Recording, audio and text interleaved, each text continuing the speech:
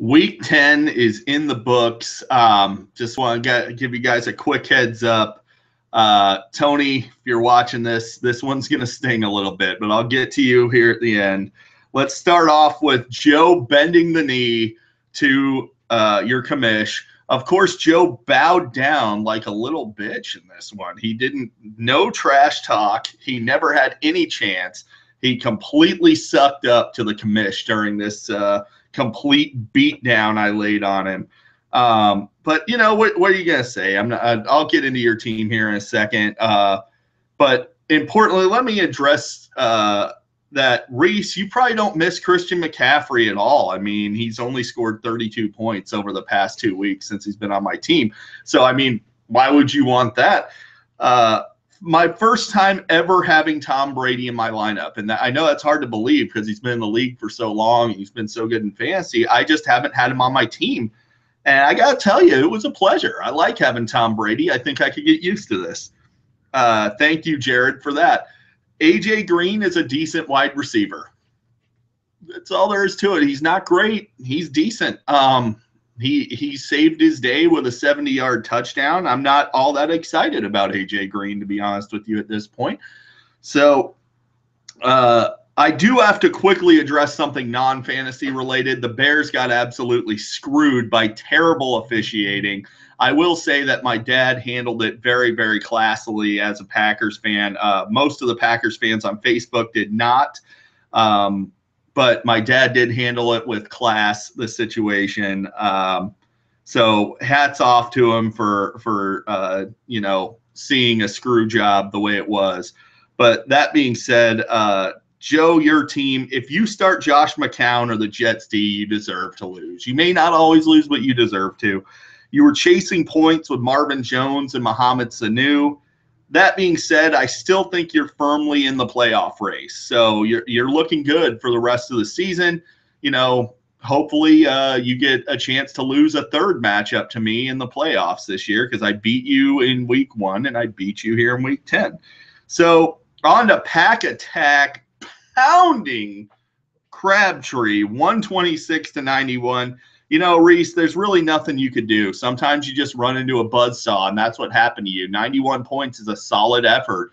You get the win more times than not with 91, but not this week. It's Ingram and Murray combining for 6 touchdowns. It's tough to lose when you have 6 TDs out of 2 running backs.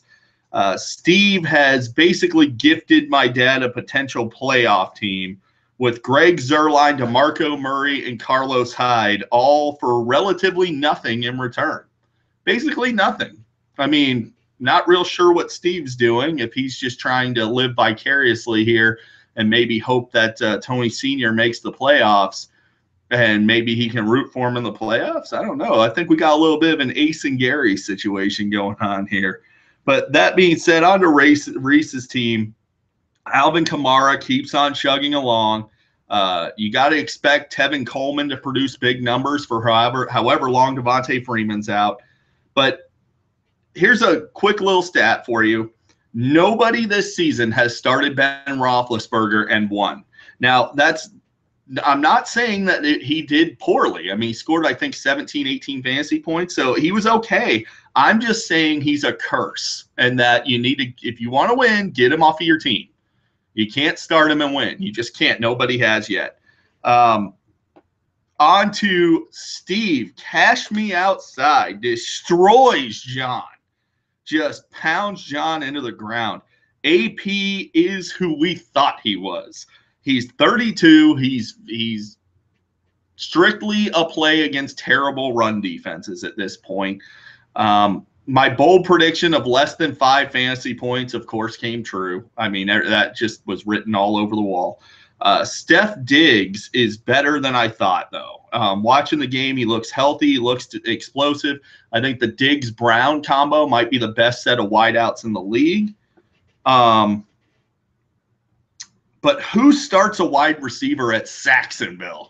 You don't want any part of that Jags pass defense, dude. You can't start a wide receiver, especially on the road against Jacksonville. Jalen Ramsey is something to be feared, and despite what Tony thinks, he did not actually play at UF.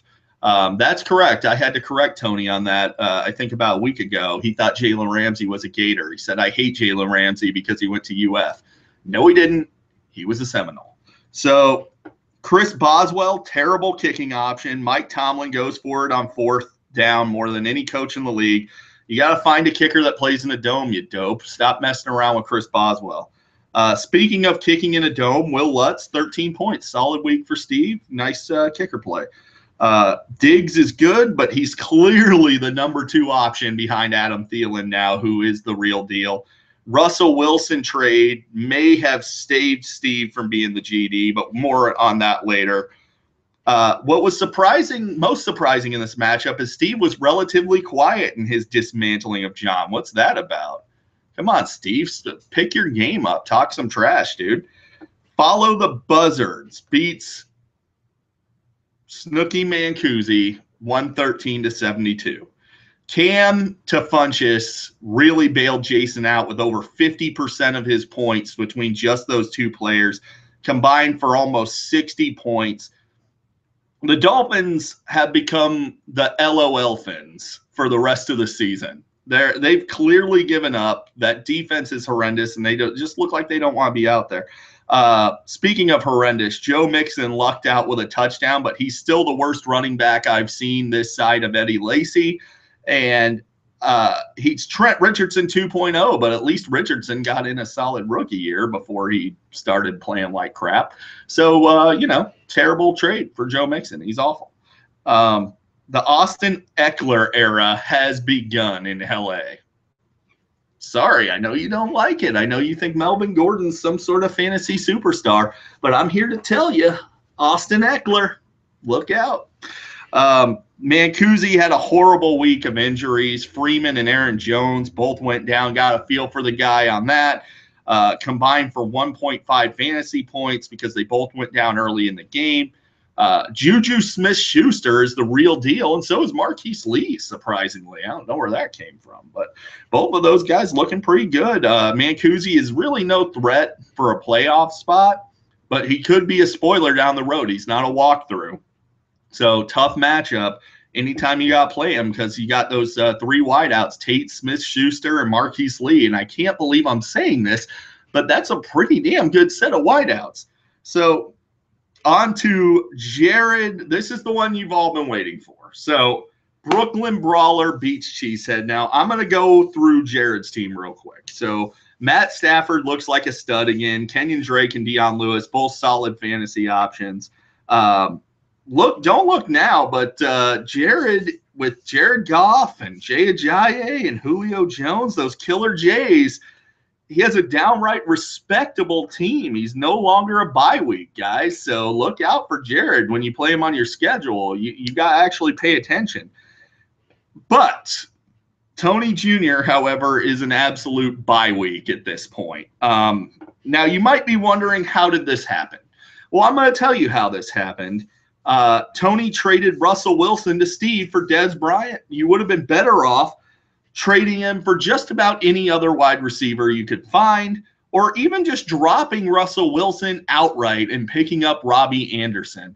That would have been much better for you. You have the worst team on paper in this league at this point. Yeah, even worse than Steve. Your team is awful.